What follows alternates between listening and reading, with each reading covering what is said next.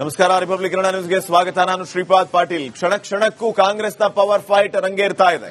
ದೆಹಲಿ ಅಂಗಳದಲ್ಲಿ ಸಿಎಂ ಬದಲಾವಣೆಯ ಚೆಂಡು. ಕೊನೆಗೂ ಎಂಟ್ರಿ ಕೊಟ್ಟಿದೆ ಕಾಂಗ್ರೆಸ್ನ ಹೈಕಮಾಂಡ್. ದೆಹಲಿಯಲ್ಲಿ ಹೈಕಮಾಂಡ್ ಹೈ ವೋಲ್ಟೇಜ್ ಸಭೆಯನ್ನ ನಡೆಸ್ತಾ ಇರೋದು. ಸಭೆ ಹಲವು ವಿಚಾರಗಳಿಗೆ ಮಹತ್ವವನ್ನ ಪಡೆದುಕೊಳ್ತಾ ಇದೆ. ಡಿಕೆ ಶಿವಕುಮಾರ್ ಸಿಎಂ ಆಗ್ತಾರಾ? ಸಿದ್ದರಾಮಯ್ಯ ಚೇರ್ ಬಿಟ್ಟುಕೊಡ್ಬೇಕಾಗಿ ಬರುತ್ತಾ? ಯಾರು ಸಿಎಂ ಆಗಿ ಉಳಿಯುತ್ತಾರೆ? ಯಾರು ಸಿಎಂ ಚೇರ್ ಅನ್ನ ಕಳ್ಕೋತಾರೆ? ಸಿದ್ದರಾಮಯ್ಯ ಅವರೇ ಸಿಎಂ ಚೇರ್ ಕಳ್ಕೋಬೇಕು, ಸಿಕ್ಕರೆ ಡಿಕೆ ಶಿವಕುಮಾರ್ ಅವರಿಗೆ ಸಿಗಬೇಕು. ಇದು ಆಗತ್ತಾ? ಸಾಧ್ಯ ಇದೆಯಾ? ಇದು ಈಗ ಸದ್ಯಕ್ಕಿನ ಪ್ರಶ್ನೆ. ದೆಹಲಿ ಅಂಗಳದಲ್ಲಿ ಸಿಎಂ ಬದಲಾವಣೆಯ ಚೆಂಡು. ಹೈಕಮಾಂಡ್ ಏನ್ ನಿರ್ಧಾರ ಮಾಡುತ್ತೋ ಅದೇ ಫೈನಲ್.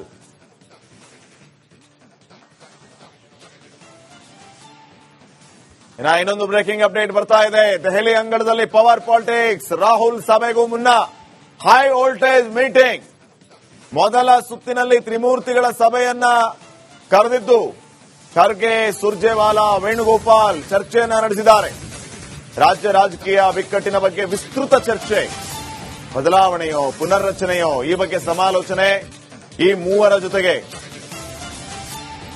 ಎಐಸಿಸಿ ಅಧ್ಯಕ್ಷ ಮಲ್ಲಿಕಾರ್ಜುನ್ ಖರ್ಗೆ, ರಾಜ್ಯ ಕಾಂಗ್ರೆಸ್ ಉಸ್ತುವಾರಿ ಸುರ್ಜೇವಾಲಾ, ಎಐಸಿಸಿ ಪ್ರಧಾನ ಕಾರ್ಯದರ್ಶಿ ವೇಣುಗೋಪಾಲ್, ಈ ಮೂವರು ಸೇರಿ ಮೊದಲು ರಾಜ್ಯದಲ್ಲಿನ ರಾಜಕೀಯ ಬಿಕ್ಕಟ್ಟಿನ ಬಗ್ಗೆ ಚರ್ಚೆ ಮಾಡ್ತಾರೆ, ಬದಲಾವಣೆಯ ಬಗ್ಗೆ ಚರ್ಚೆ ಮಾಡ್ತಾರೆ, ಸಂಪುಟ ಪುನರ್ರಚನೆಯ ಬಗ್ಗೆ ಚರ್ಚೆಯನ್ನ ಮಾಡ್ತಾರೆ.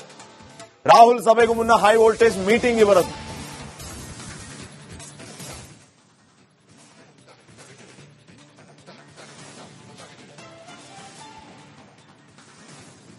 ಇನ್ನು ಸಿದ್ದರಾಮಯ್ಯ ಡಿಕೆಶಿ ಸಿಎಂ ಪಟ್ಟದ ಫೈಟ್ ಸ್ಫೋಟಗೊಂಡಿದೆ. ಕಾಂಗ್ರೆಸ್ ಸಂಘರ್ಷಕ್ಕೆ ಇವತ್ತೇ ಸಿಗುತ್ತಾ ಉತ್ತರ? ಕುರ್ಚಿ ಕಾಳಗದಲ್ಲಿ ಗೆಲ್ಲೋರು ಯಾರು, ಸೋಲೋದ್ ಯಾರು? ದೆಹಲಿಯಲ್ಲಿ Kharge Rahul high voltage meeting ಆರಂಭ. ಬಿಹಾರ್ ಫಲಿತಾಂಶ ಪರಾಮರ್ಶೆ ಬಳಿಕ ಕರ್ನಾಟಕ ವಿಚಾರ ಚರ್ಚೆ.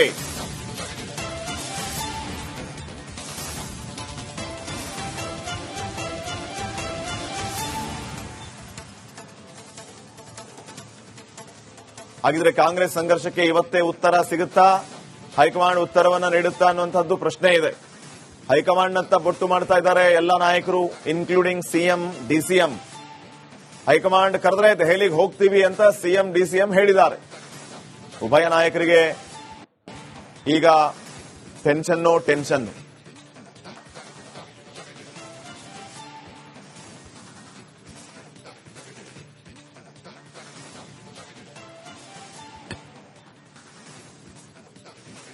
ವಿಧಾನಸೌಧದಲ್ಲಿನ ದೃಶ್ಯಗಳನ್ನು ನೀವೀಗ ಗಮನಿಸ್ತಾ ಇದ್ದೀರಿ. ಪರಮೇಶ್ವರ್, ಎಚ್.ಕೆ. ಪಾಟೀಲ್, ಪರಮೇಶ್ವರ್ ಅವರೆಲ್ಲರೂ ಕೂಡ ಹೋಗ್ತಾ ಇರೋದನ್ನ ನೀವು ನೋಡ್ತಾ ಇದ್ದೀರಿ. ಒಂದು ರೀತಿ ರಾಜಕೀಯ ಚಟುವಟಿಕೆಗಳು ಗರಿಗೆದರಿರುವಂತಹ ದೃಶ್ಯಗಳನ್ನು ನೀವು ನೋಡ್ತಾ ಇದ್ದೀರಿ. ಹಿರಿಯ ಸಚಿವರಾಗಿರುವಂತಹ ಎಚ್.ಕೆ. ಪಾಟೀಲ್ರು, ಗೃಹ ಸಚಿವ ಪರಮೇಶ್ವರ್ ಇವರು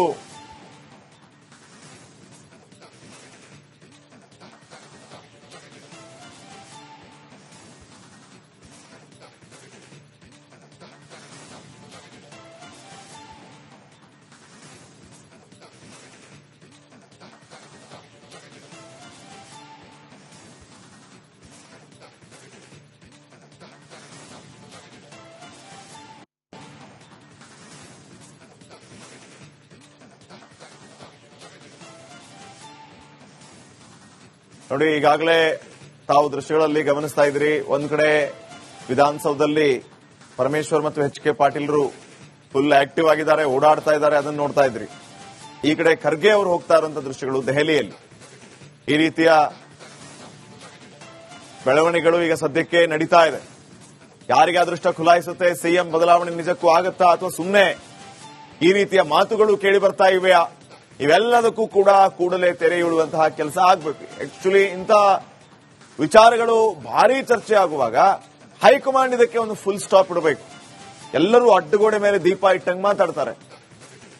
ಡಿಕೆ ಶಿವಕುಮಾರ್ ಒಂದು ರೀತಿ, ಸಿದ್ದರಾಮಯ್ಯ ಒಂದು ರೀತಿ, ಆ ಕಡೆ ಹೈಕಮಾಂಡ್ ನಾಯಕರು ಒಂದು ರೀತಿ. ಗೊಂದಲ ಇಲ್ಲ ಅಂತಂದ್ರೆ ಗೊಂದಲದ ಮಾತೇಕೆ? ಇನ್ನಷ್ಟು ಅಪ್ಡೇಟ್ಸ್ ಕೊಡ್ತಾರೆ ಪ್ರತಿನಿಧಿ ಹನುಮಂತ. ಈಗ ನೇರ ಸಂಪರ್ಕದಲ್ಲಿ ಜಾನ ಇದ್ದಾರೆ. ಹನುಮಂತ, ಗೊಂದಲ ಇಲ್ಲ, ಆದೋ ಈದೋ ಎಲ್ಲ ಹೇಳ್ತಾರೆ ಅವರು. ಗೊಂದಲ ಇಲ್ಲ ಅಂತಂದ್ರೆ ಗೊಂದಲದ ಹೇಳಿಕೆಗಳು ಇವರಿಂದನೇ ಬರ್ತಾ ಇದೆ. ಅದನ್ನ ಹೇಳ್ತಾ ಇದ್ದೇನೆ. ಈಗ ಸಿದ್ದರಾಮಯ್ಯ ಅವರು ಒಂದು ರೀತಿ ಮಾತಾಡ್ತಾರೆ, ಡಿಕೆ ಶಿವಕುಮಾರ್ ಒಂದು ರೀತಿ ಮಾತಾಡ್ತಾರೆ, ಆ ಕಡೆ ಖರ್ಗೆ ಮತ್ತೊಂದು ರೀತಿ ಮಾತಾಡ್ತಾರೆ.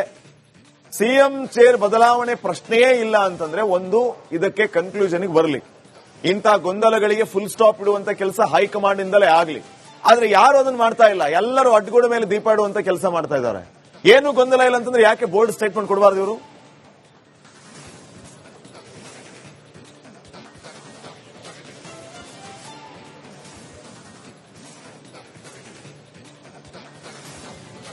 ಶ್ರೀಪಾದ್, ಬೆಂಕಿ ಇಲ್ದೇನೆ ಹೊಗೆ ಆಡಲ್ಲ ಅನ್ನೋಂತ ಮಾತೇನಿದೆ. ಸದ್ಯ ಈಗ ರಾಜಕೀಯ ಪಕ್ಷದಲ್ಲೂ ಅದರಲ್ಲೂ ಕಾಂಗ್ರೆಸ್ನಲ್ಲಿ ಇಂಥದ್ದೊಂದು ಮಾತು ಹೋಲಿಕೆ ಆಗತ್ತೆ ಅಂತಂದು ಹೇಳಿದ್ರೆ ತಪ್ಪಾಗ್ಲಿಕ್ಕಿಲ್ಲ. ಯಾಕೆಂತಂದು ಹೇಳಿದ್ರೆ ಸಿಎಂ ಸಿದ್ದರಾಮಯ್ಯ ಅವರ ಬಣದಲ್ಲಿ ಗುರುತಿಸಿಕೊಂಡಿರುವಂತಹ ನಾಯಕರಾಗಿರ್ಬೋದು, ಡಿಸಿಎಂ ಡಿಕೆ ಶಿವಕುಮಾರ್ ಅವರ ಬಣದಲ್ಲಿ ಗುರುತಿಸಿಕೊಂಡಿರುವಂತಹ ಶಾಸಕರು ಮತ್ತೆ ಸಚಿವರು ನಾಯಕರಾಗಿರ್ಬೋದು, ಯಾವುದೇ ರೀತಿಯ ಗೊಂದಲಗಳಿಲ್ಲ, ಎಲ್ಲವೂ ಕೂಡ ಹೈಕಮಾಂಡ್ ತೀರ್ಮಾನ ಮಾಡುತ್ತೆ ಅನ್ನುವಂತ ಮಾತುಗಳನ್ನ ಹೇಳ್ತಾರೆ.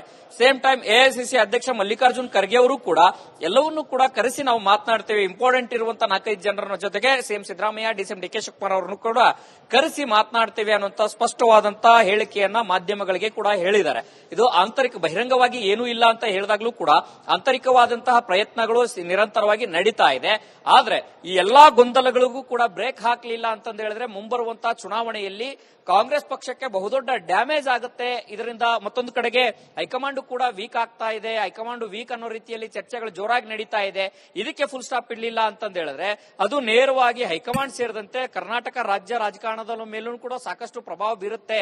ಪಕ್ಷದ ವಿಚಾರಕ್ಕೆ, ಪಕ್ಷ ಸಂಘಟನೆ ವಿಚಾರಕ್ಕೂ ಕೂಡ ಸಾಕಷ್ಟು ಪ್ರಭಾವ ಬೀರುತ್ತೆ ಅನ್ನೋ ಕಾರಣಕ್ಕಾಗಿ ಈಗ ಕಾಂಗ್ರೆಸ್ ಹೈಕಮಾಂಡ್ ಕೂಡ ಎಚ್ಚೆತ್ತುಕೊಂಡು ಈಗ ಮೊದಲ ಹಂತದ ಅಂದ್ರೆ ಅವರವರಿಗೆ ಇರುವಂತಹ ಸುರ್ಜಿವಾಲಾ ಅವರಿಗೆ ಇರುವಂತಹ ಮಾಹಿತಿ, ಎಐಸಿಸಿ ಅಧ್ಯಕ್ಷ ಮಲ್ಲಿಕಾರ್ಜುನ್ ಖರ್ಗೆ ಅವರಿಗೆ ಇರುವಂತಹ ಮಾಹಿತಿ, ಕೆಸಿ ವೇಣುಗೋಪಾಲ್ ಅವರಿಗೆ ಇರುವಂತಹ ಮಾಹಿತಿ, ಅಂದ್ರೆ ಅವರವರದೇ ಸೋರ್ಸ್ಗಳಲ್ಲಿ ಕಲೆ ಹಾಕಿರುವಂತಹ ಮಾಹಿತಿಯನ್ನ ಆಧರಿಸಿ ಇವತ್ತು ಸಭೆ ನಡೀತಾ ಇದೆ. ಈ ಸಭೆಯ ನಂತರದಲ್ಲಿ ರಾಹುಲ್ ಗಾಂಧಿ ಅವರ ಜೊತೆಗೂ ಕೂಡ ಒಂದಷ್ಟು ಮಾತುಕತೆ ಪ್ರತ್ಯೇಕವಾಗಿ ಮಾತುಕತೆ ಆಗುವಂತ ಸಾಧ್ಯತೆ ಇದೆ. ಅಲ್ಲಿ ರಾಜ್ಯದಿಂದ CM Siddaramaiah, DCM DK Shivakumar ಅವರನ್ನ ಕರೆಸಿಕೊಳ್ಳುವ ಮುನ್ನ ಅವರು ಒಂದು ಸ್ಪಷ್ಟತೆಗೆ ಬರುವಂತಹ ಸಾಧ್ಯತೆಗಳಿದಾವೆ. ಯಾಕೆ ಅಂತಂದು ಹೇಳಿದ್ರೆ ಇಲ್ಲಿ ರಾಜ್ಯದಿಂದ ನಾಯಕರು ಹೋದಂತ ಸಂದರ್ಭದಲ್ಲಿ ಹೈಕಮಾಂಡ್ ಮಟ್ಟದಲ್ಲೂ ಕೂಡ ಯಾವುದೇ ರೀತಿಯ ಭಿನ್ನರಾಗಗಳಿರಬಾರದು, ಯಾವುದೇ ರೀತಿಯ ಗೊಂದಲಗಳಿರಬಾರದು.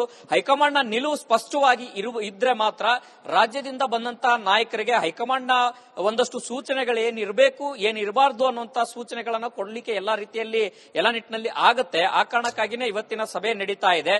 ಪ್ರಮುಖವಾಗಿ ಪ್ರತಿಯೊಂದು ಇಲ್ಲಿ ನಡೀತಾ ಇರುವಂತಹ ಬೆಳವಣಿಗೆಗಳ ಬಗ್ಗೆ ಮಾಹಿತಿ ರಾಹುಲ್ ಗಾಂಧಿ ಅವರು ಕೂಡ ಕಲೆ ಹಾಕಿದ್ದಾರೆ. ಸ್ವತಃ ಸಿಎಂ ಸಿದ್ದರಾಮಯ್ಯ ಅವರನ್ನು ಭೇಟಿ ಮಾಡಿದ್ರು. ಮತ್ತೊಂದು ಕಡೆಗೆ ಅವರ ಆಪ್ತ ವಲಯದಲ್ಲಿ ಗುರುತಿಸಿಕೊಂಡಿರುವಂತಹ ನಾಯಕರ ಜೊತೆಗೂ ಕೂಡ ಒಂದು ಮಾಹಿತಿಯನ್ನು ಸಂಗ್ರಹ ಮಾಡಿದ್ದಾರೆ. ಮತ್ತೊಂದು ಕಡೆಗೆ ಪ್ರಿಯಾಂಕ್ ಖರ್ಗೆ ಅವರನ್ನು ಕೂಡ ಕರೆಸಿ ಮಾತುಕತೆಯನ್ನು ನಡೆದ್ರು. ಅಂದ್ರೆ ಎಲ್ಲಾ ಆಯಾಮಗಳಲ್ಲಿ ಮಾಹಿತಿಯನ್ನ ಕಲೆ ಹಾಕಿ ಈಗ ಒಂದು ಅಂತಿಮ ಸ್ವರೂಪ ಕೊಡ್ಲಿಕ್ಕೆ ಮುಂದಾಗಿದ್ದಾರೆ. ಆ ಅಂತಿಮ ಸ್ವರೂಪದ ನಂತರದಲ್ಲಿ ಕಾಂಗ್ರೆಸ್ ಹೈಕಮಾಂಡ್ ನಿಂದ ಸಿಎಂ ಸಿದ್ದರಾಮಯ್ಯನವ್ರಿಗೆ ಶಾಕ್ ಕೊಡ್ತಾರಾ ಅಥವಾ ಡಿಸಿಎಂ ಡಿಕೆ ಶಿವಕುಮಾರ್ ಅವ್ರಿಗೆ ಶಾಕ್ ಕೊಡ್ತಾರಾ, ಯಾರಿಗೆ ಶಾಕ್ ಕೊಡ್ತಾರೆ ಅನ್ನೋಂಥದ್ದೀಗ ಈಗ ಯಕ್ಷ ಪ್ರಶ್ನೆ ಆಗಿರುವಂತದ್ದು. ಓಕೆ, ಹನುಮಂತ ಸಂಪರ್ಕದಲ್ಲಿದೆ, ಒಂದು ನಿಮಿಷ.